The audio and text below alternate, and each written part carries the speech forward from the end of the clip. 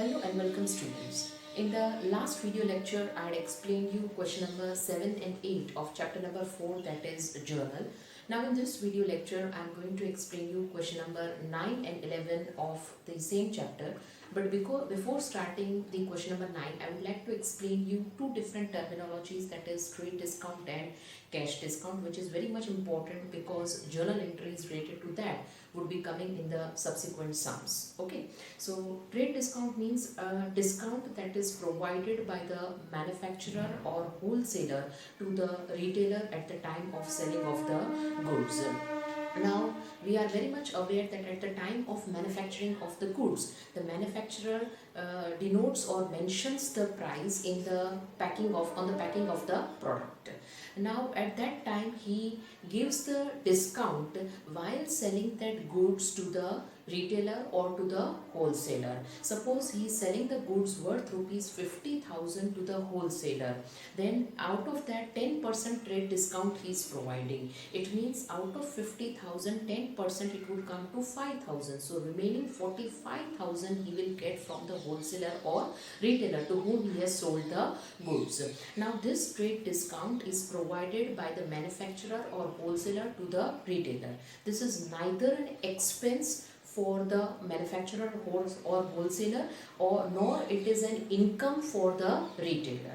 That's why it is not to be denoted in the books of accounts. Students, make it clear, trade discount will be deducted from the actual price or the total price of the selling of the product, but it will never be shown in the books of accounts. It means its amount will never be denoted in any of the journal entries in any of the books of accounts.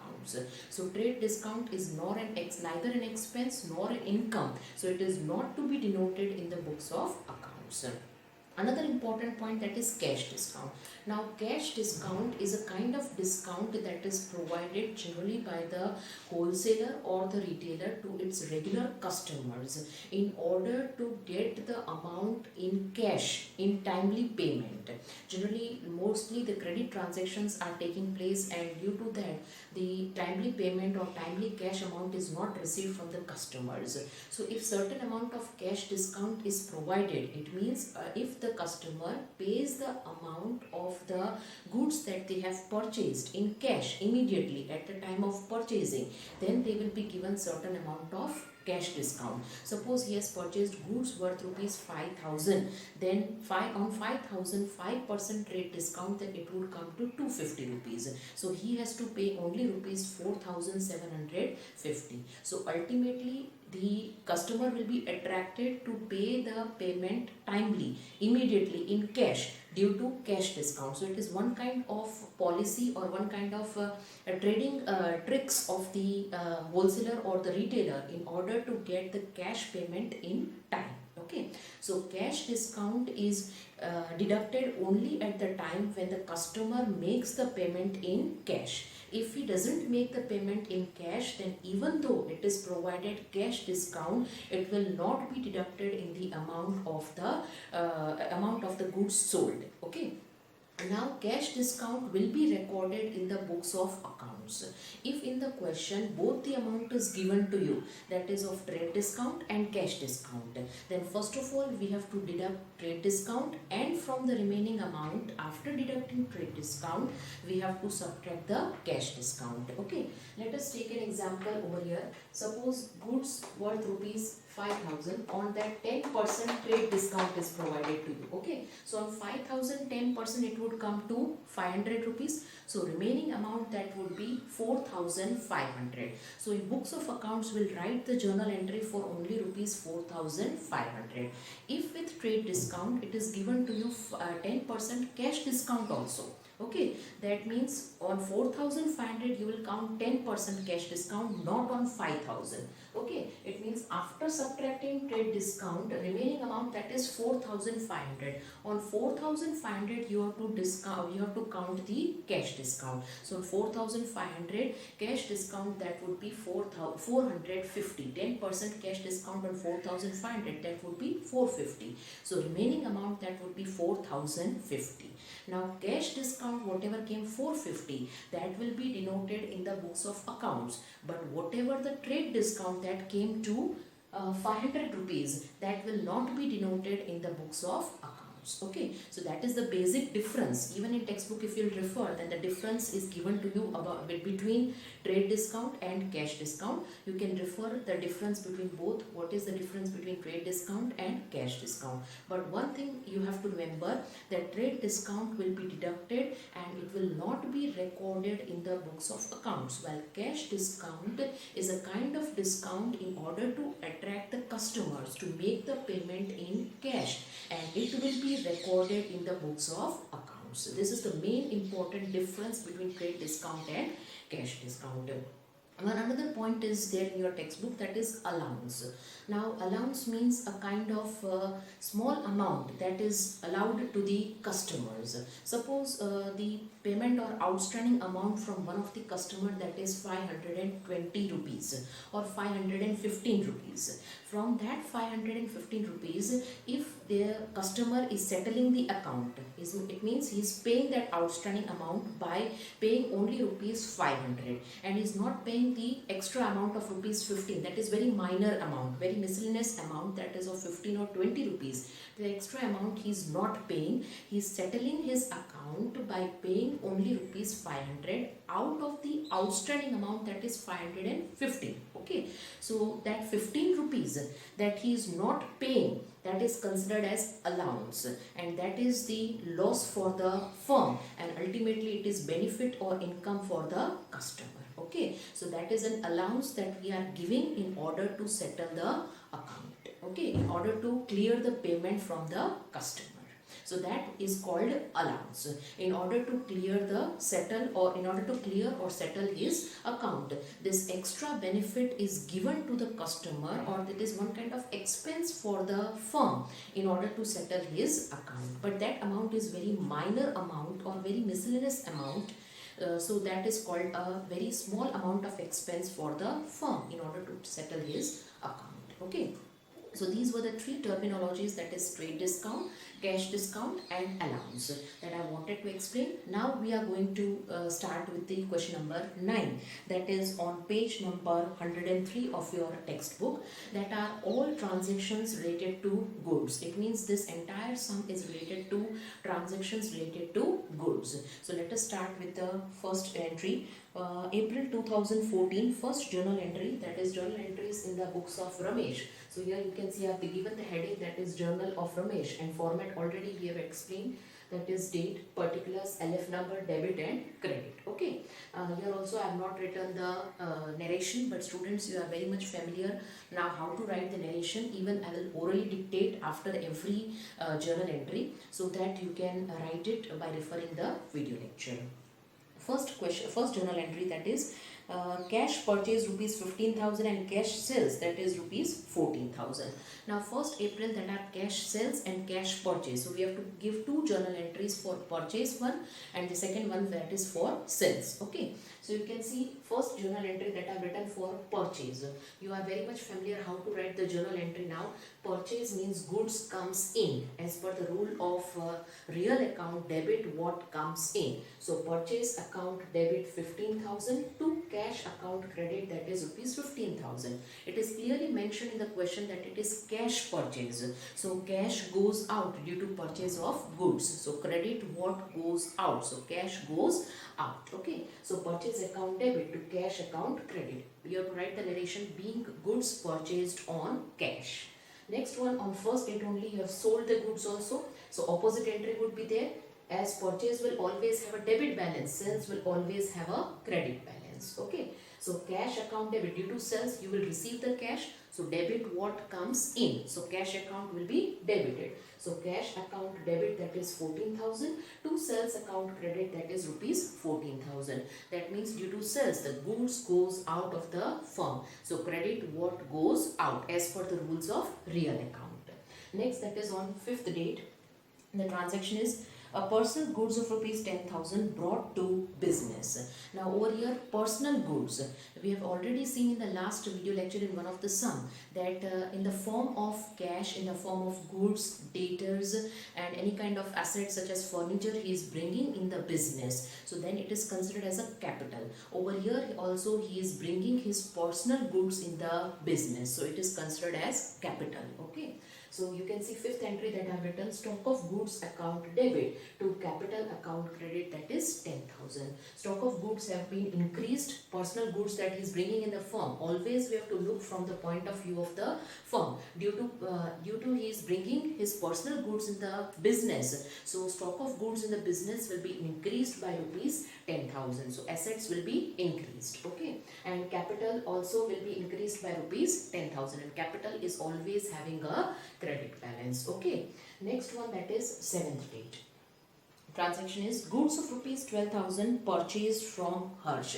Now this is which type of transaction? This is credit transaction. Over here the name of the customer from whom the goods has been purchased has been given to you, and nowhere the word cash has been mentioned to you. It means this is a credit transaction. Okay, so credit purchase. So the entry would be purchase account debit to Harsh account credit, that is rupees 12,000, because we have purchased the goods from Harsh. Goods came in because of purchase. So debit what comes in. So purchase account will be debited, and Harsh is the supplier or the giver of that goods. Okay, so Harsh account will be credited, that is credit the giver as per the rule of personal account. Okay, so purchase account debit 12,000 to Harsh account credit, that is 12,000. Already we have discussed that whatever the amount that we are debiting, same amount is to be credited. Now what would come the narration over here? Being goods purchased from Harsh. Okay, it is not a cash transaction but it is a credit transaction. Next one, that is 10th date. Transaction is out of goods purchased due to defective goods, half goods returned to Harsh. Whatever the goods that we had purchased from Harsh, how much amount of goods we had purchased? That is 10,000 worth of goods that we had purchased. From that, half of the goods, it means 5,000 worth of goods that we had returned back to Harsh. So previously we had purchased, now we are returning back, so it will come purchase return. Okay, purchase, as purchase is having a debit balance, so purchase return will be having a credit balance, because previously we had purchased the goods, so that's why goods came in, but because of purchase return now we are giving back the goods, so goods goes out from the firm. Okay, so purchase return will always have a credit balance, and to whom we are returning back? To Harsh. So Harsh is now a receiver of these goods. Okay, so debit the receiver. So Harsh account debit, that is 6,000, half of 12,000, that would come to 6,000, to purchase return account credit, that is rupees 6,000. Okay, 10th entry that is completed. Next one, that is 12th date. Goods of rupees 10,000 purchased from Ramila and half amount paid by check. Now over here we had purchased the goods from Ramila, and out of that half amount that we have paid in check. It means half transaction is cash transaction and half it is credit transaction. Okay, so here you can see the journal entry that I have written for 12th date. Purchase account debit, that is 10,000, to Ramila's account credit, that is 5,000, because debtor relation would arise over here. Creditor relation would arise over here, because in future we have to pay rupees 5,000 to Ramila. Okay, so Ramila is a creditor for us. To bank account credit, that is 5,000, because check worth rupees 5,000 and that we have given to Ramila. Okay, see again repeating, goods of rupees 10,000 purchased from Ramila and half amount that we have paid by check. We have purchased the goods, out of that 5,000 worth of check that we have given to Ramila, and remaining 5,000 still we have not paid, so still remaining to be paid to Ramila. So Ramila is a creditor over here, so half transaction is credit and half it is cash transaction.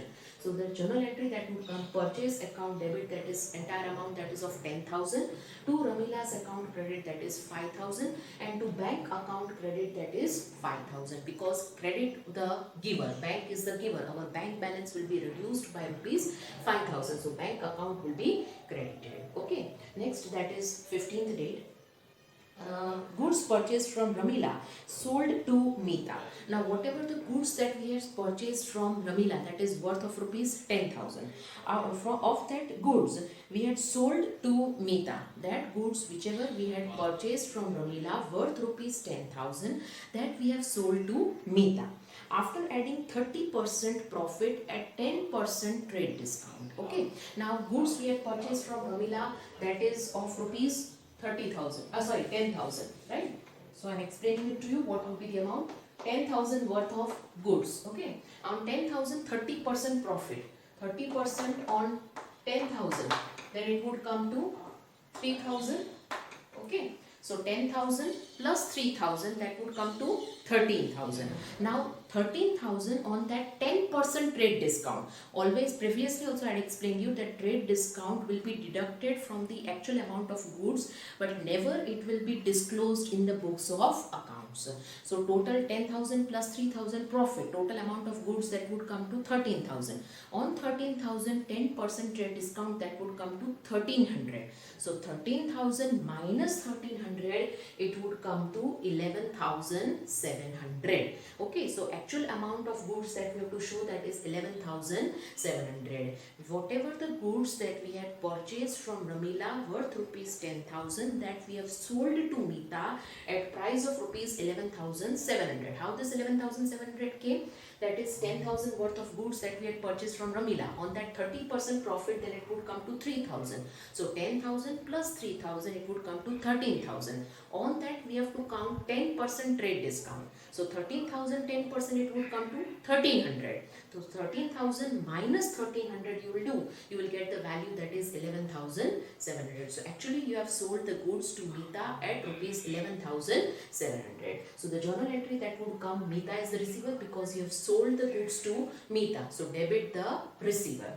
So Mita's account debit, that is 11,700, to sales account credit, that is 11,700. I hope students you have understood how this 11,700 came. First of all, you have to add the amount of profit, and from that total amount you have to subtract the amount of trade discount, and remaining net balance, that would be the value of the goods that you have sold. Next one, that is 18th date. 18th day, that is Mita returned goods of rupees 1,000. Now whatever the goods that you had previously purchased from Ramila, you have sold to Mita at price of rupees 11,700. From that 11,700, she is returning back the goods to us of rupees 1,000 worth of goods. Okay, so previously we had sold the goods to Mita, now we are receiving back, so it would come sales return. Okay, just as sales is always having a credit balance, sales return will always be having a debit balance, because previously we had sold the goods, so credit what goes out, that's why sales account was having a credit balance. Now sales return, it means what we had sold, out of that goods are received back in the firm, so debit what comes in, that's why sales return account will always be debited. Okay, so journal entry would be sales return account debit, that is 1,000, to Mita's account credit, that is rupees 1,000. Because now Mita is the giver of the goods. Previously Mita was the receiver of the goods when we had sold the goods to her. But when she is returning back the goods to to us, that time Mita is the giver of the goods. So credit the giver as per the rule of personal account. Okay, and journal entry for 15th and 18th day. Previously we had sold, being goods sold to Mita at 30% profit and 10% trade discount. And over here in 18th date you have to write the narration, that is being goods returned by Mita. Okay, so in short you have to write the narration, but narration is compulsory, students, to be written after each and every journal entry. Okay. After completing of the 18th transaction, let us read the 20th date transaction. Goods of rupees 20,000 sold to Kalpana at 10% trade discount and 5% cash discount. Now previously only I had explained what is the main difference between trade discount and cash discount. That trade discount will always be will never be recorded in the books of accounts, while cash discount will be disclosed in the books of accounts. But over here cash discount will be given to the customer only and only if he makes the payment in cash. Okay, here I am reading the transaction again so we'll get the clear idea. Goods of rupees 20,000 sold to Kalpana at 10% trade discount and 5% cash discount. Here in the entire transaction, anywhere it is not mentioned that the customer, that is Kalpana, has made the payment in cash. So it is a credit transaction. Still Kalpana has not made the payment. So this cash discount will not be calculated over here. It is just for misguiding the students. Okay. So you should be very much careful. If there is a cash transaction, then and then only cash discount is to be calculated. Okay students. So over here, the simple entry that would come, you have to just deduct the trade discount. What I have written the entry? That is Kalpana's account debit, because we have sold the goods to Kalpana. So Kalpana is the receiver of the goods. So debit the receiver. Kalpana's account debit to sales account credit. Amount that I have written 18,000, because 20,000 worth of goods that you have sold at 10% trade discount. So on 20,000, 10% it would come to 2,000. So 20,000 minus 2,000, remaining net balance, that would be 18,000. So you will be selling the goods at rupees 18,000. But you will not be deducting the cash discount over here, because it is not a cash transaction. Okay, so 20th entry, that was important because cash discount is just for misguiding the students. Next one, after completing 20th date, next one, that is 22nd date. Goods of rupees 2,000 destroyed by fire, and insurance company admitted claim of rupees 1,000. Now in the firm, in the business, goods of rupees 2,000, due to any kind of unforeseen situation, the fire has occurred in the business and 2,000 worth of goods has been destroyed in that fire. And out of that goods destroyed, there was an insurance on the goods taken by the businessman or the owner of the business. So the insurance company, we are very much aware that they will never provide the entire amount of claim for which we are asking. It means if we have destroyed the goods of rupees 5,000, then never the insurance company will give the claim of rupees 5,000. Always the claim settlement by the insurance company would be less than the actual amount of loss. Okay, so over here the goods are destroyed worth rupees 2,000. Out of that, the insurance company is accepting the claim of rupees 1,000. So we have got rupees 1,000 from insurance company, and 1,000, whichever is the difference, that would be considered as a loss for the firm. Okay, so in that case, how we have to write the journal entry? That is insurance company account debit, because that much amount that we have received from the insurance company. So insurance company account debit, that would be 1,000. Loss by fire, always loss as per the rule of nominal account, that is debit all expenses and losses. So loss by fire account debit, that is 1,000. To purchase account credit, that is 2,000. Students, I have previously also explained you that if the goods goes out in any other way, suppose destroyed by fire, due to given in charity, given as advertisement purpose, any of the reason, if you have given the goods, then always purchase account will be credited. So here you can see I have written to purchase account credit, that is rupees 2,000. So this is an important entry, that is insurance company, whatever the claim the insurance company has accepted, that amount will be debited, and whatever the difference, that would be considered as loss for the firm, that the company or the firm has to bear. Okay, so loss by fire account debit, that is rupees 1,000. To purchase account credit, that is rupees 2,000. Over here the narration that we have to write, that is being goods destroyed by fire and insurance company accepted the claim. In short, you can write just also being goods destroyed by fire, then also it's enough. Okay. Next one, that is 25th date. Goods of rupees 500 ruined in rain. Because of heavy rain, certain amount of goods due to flood in the house or in the business or in the firm, certain amount of goods have been destroyed in the rain. So out of the 500 worth of goods have been ruined or destroyed in the rain. Rupees 200 are realized by selling it. Now that 500 goods worth of goods that were destroyed, that at lesser price the owner has sold that goods to the customers.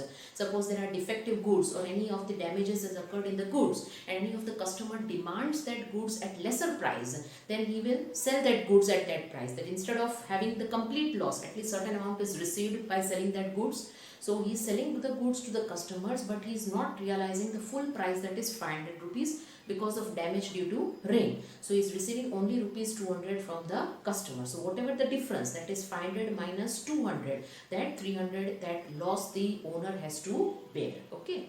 So same type of entry would come, that is loss by rain account debit, that is 300, because 200 that he has realized from the customer by selling of the damaged goods. Okay, so loss that would occur, that is rupees 300. Cash account debit, that is 200, that he is receiving from the customer. So cash is receiving, debit what comes in. So cash is receiving from the customer by selling of those damaged goods, that is rupees 200. To purchase account credit, that is rupees 500. Again the same type of entry. Over here the goods that were destroyed by fire, and over there the goods are destroyed by rain. So in both the journal entry, purchase account has been credited. Okay, next one. 27th date, goods of rupees 3000 received as free samples. Now over here, any kind of samples from any of the firm or company which have newly started, certain amount of samples has been given to you free without any charge.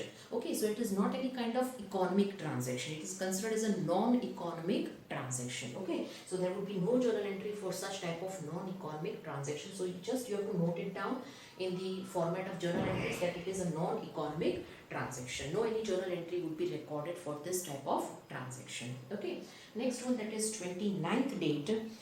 Goods of rupees 250 was received as free sample, sold for rupees 400. Now the owner or the businessman has received the free sample of goods worth rupees 250, and that free sample of goods he has sold to any of the customer at rupees 400. Previously, while getting the free samples, he had not paid anything. But while selling those free samples, he got rupees 400 from the customer. Okay, so he is generating income. So it is an economic transaction. It will be recorded in the books of accounts. So he'll get cash rupees 400 and he has sold the goods. So sales account will be credited. So the journal entry that would come to cash account debit 400 to sales account credit, that is rupees 400. Okay, will not denote the price of rupees 250 because that is free sample that he had received. That would become a non-economic transaction. But that worth of rupees 250 free sample he had sold for rupees 400. So he has generated cash, he has generated income. So that becomes an economic transaction when he is selling that free samples to another customer. So he'll give the entry for only when he is selling the goods at rupees 400, not for 250, what he has received as free samples. Next, that is last entry, 30th date, a mobile of rupees 1500 purchased against exchange of goods of rupees 1000. Now this is an important entry, students, pay attention. A mobile of 1500 purchased. A mobile has been purchased of rupees 1500. Against that we have not given the cash, but against the purchase of mobile we have given the goods worth rupees 1000. Okay, so mobile came in the business, in the firm. So it is one kind of asset. Okay, so mobile account debit, that would be 1000 whenever the assets or goods comes in. So debit the assets or goods that comes in. So mobile account, that is debited by rupees 1000 to purchase account credit, that is 1000. We have not given the cash in return of the mobile purchased, but we have given the goods worth rupees 1000. So indirectly our stock of goods has been reduced by rupees 1000. We have not sold the goods, but we have got the mobile in return of the goods. So your purchase account will be credited by rupees 1000. Now mobile worth is 1500, but we have given the goods worth rupees 1000. So we have to make the journal entries for rupees 1000, not 1500. No doubt we have got the mobile worth rupees 1500, but we have to make the journal entry for only the goods that we have given in return. We have given the goods worth rupees 1000. So journal entry would be of only rupees 1000 because we have given the goods worth rupees 1000. So journal entry would be only of rupees 1000 and not of 1500 that the asset is value is given to you. Okay. So that is an important point of over here, that we have to write the journal entry of the amount of goods that we have given in return of the asset that we have got. Not the actual value of the asset is to be recorded in the journal entry. Here we have written 1000 and not 1500. Okay, so that was an important journal entry in this sum. At the end, you have to do the total that you are knowing it very well. Total of debit and credit, that would come equal, because each and every journal entry, the debit amount and credit amount is equal. So naturally the total of debit and credit would also come equal. So that's the end of the ninth sum. Now I'm going to teach you question number 11, that is transactions related to revenue and expenses. That is on page number 104 of your textbook. Now there are many kind of small expenses that the firm has to make, such as stationery, printing expenses, any kind of tea and refreshment expenses during the whole day of the business. Many kind of small petty expenses the firm has to make.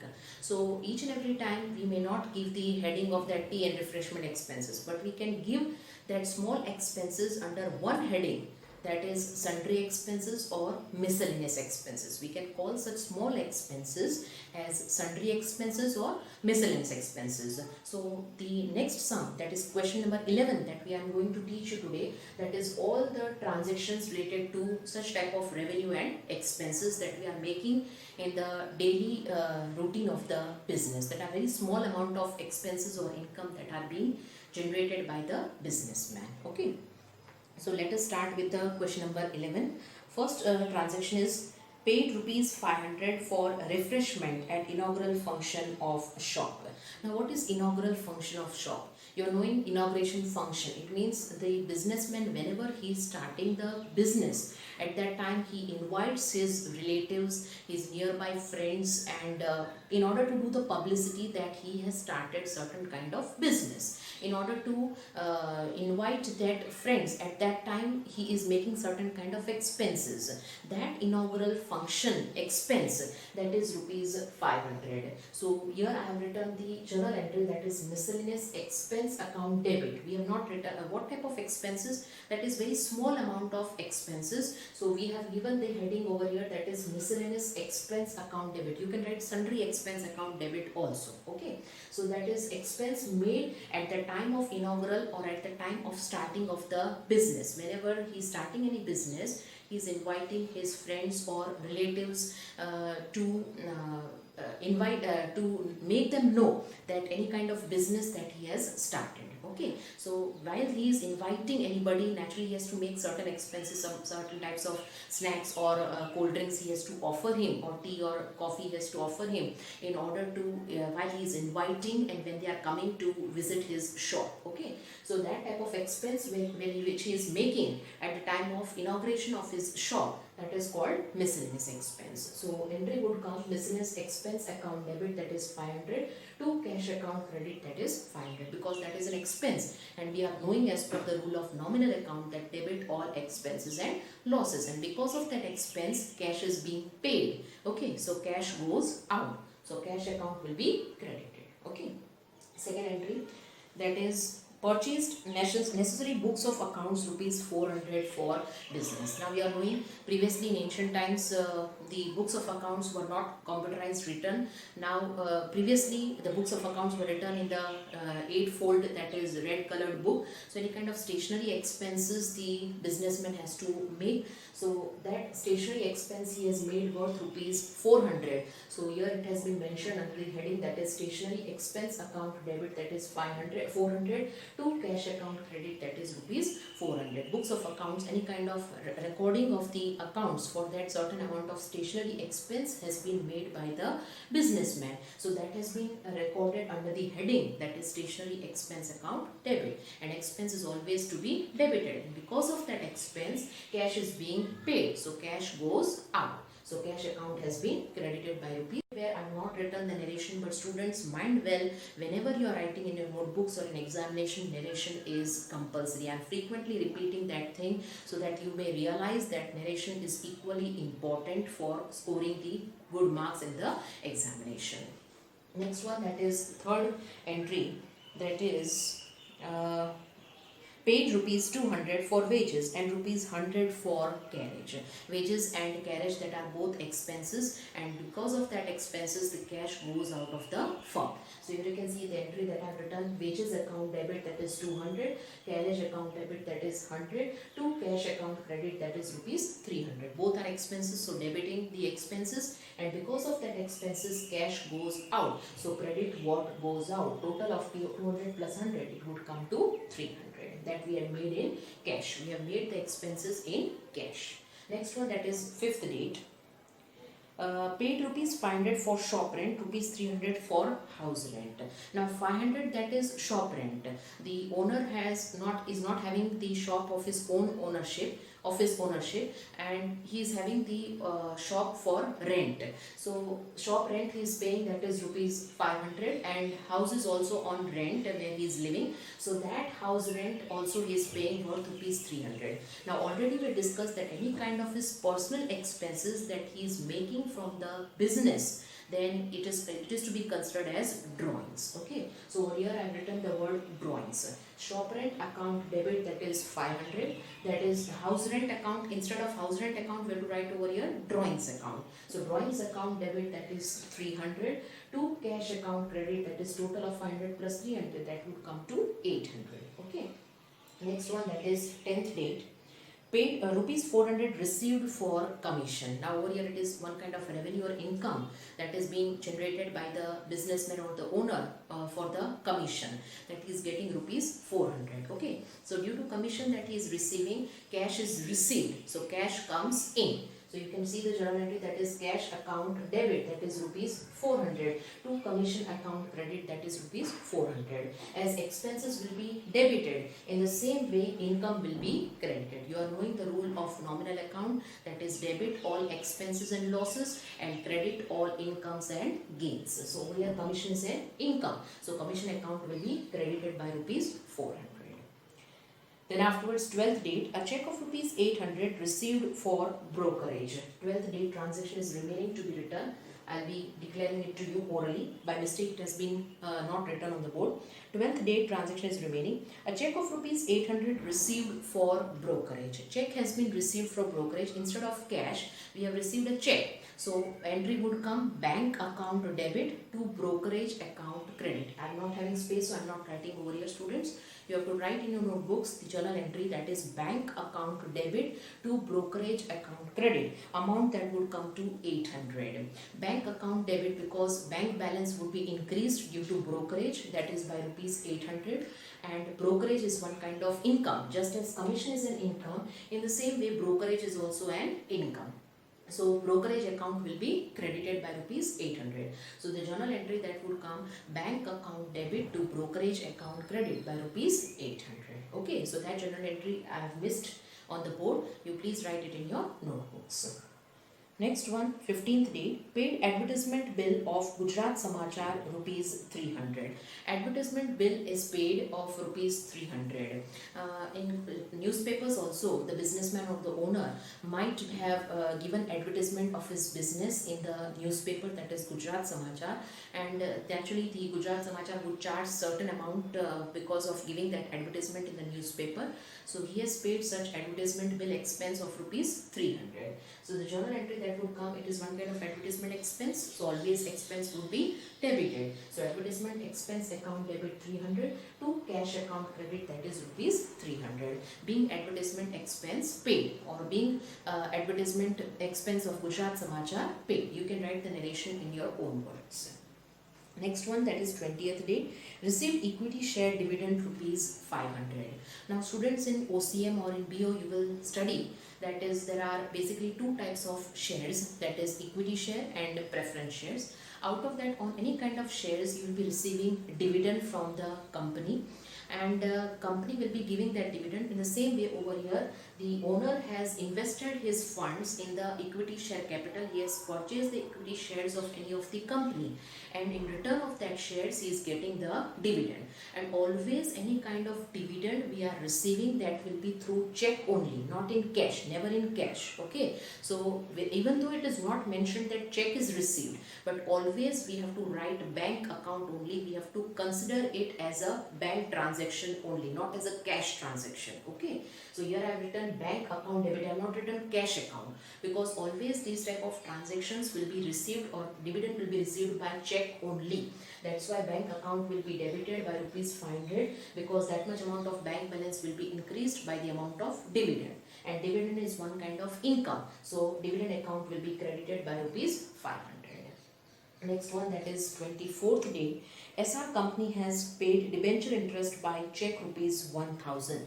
Now SR is one kind of is a name of a company, and it has issued the debentures just as equity share capital and preference share capital. In the same way, debenture is also one kind of the interest will be receiving. Debenture is also one kind of investment procedure or investment manner in which the owner has invested while purchasing the debenture of any of the company. Okay, and this you will understand in OCM or BO what is the meaning of debentures. Debenture holders are not the owners of the company.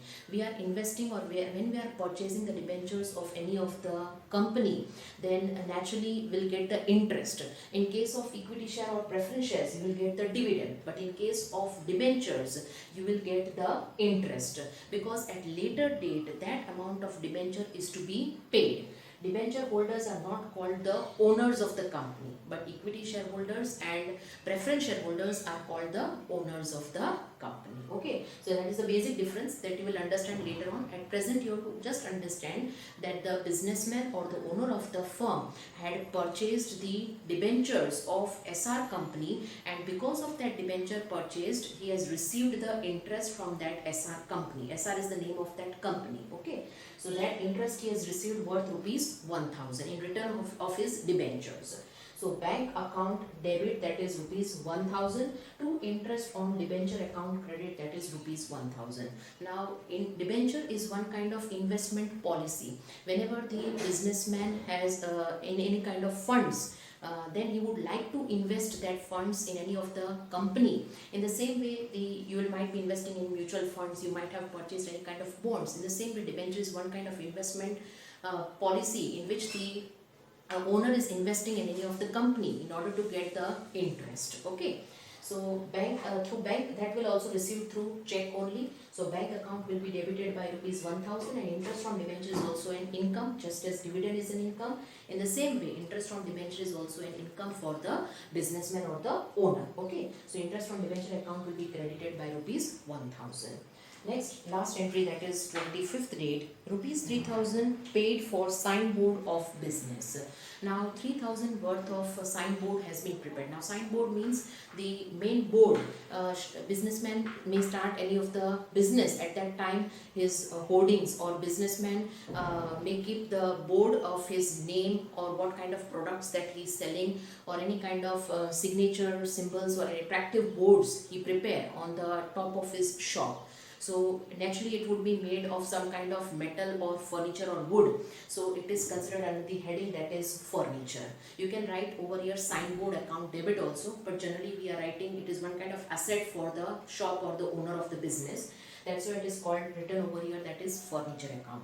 So furniture account debit, that is rupees 3000, to cash account credit, that is rupees 3000, because while preparing that signboard, the owner has to pay that amount in cash. So cash account will be credited because that much amount of cash will be paid by the businessman or the owner. So that is considered under the heading of furniture account debit to cash account credit, that is rupees 3000. So students, that was the last entry. Total that would come to 8000 on both the sides, that is debit and credit. That's the end of the sum today. That's all for today, students. In the next video lecture, still will be continuing with this type of sums. Till then, goodbye. Keep practicing. Stay blessed.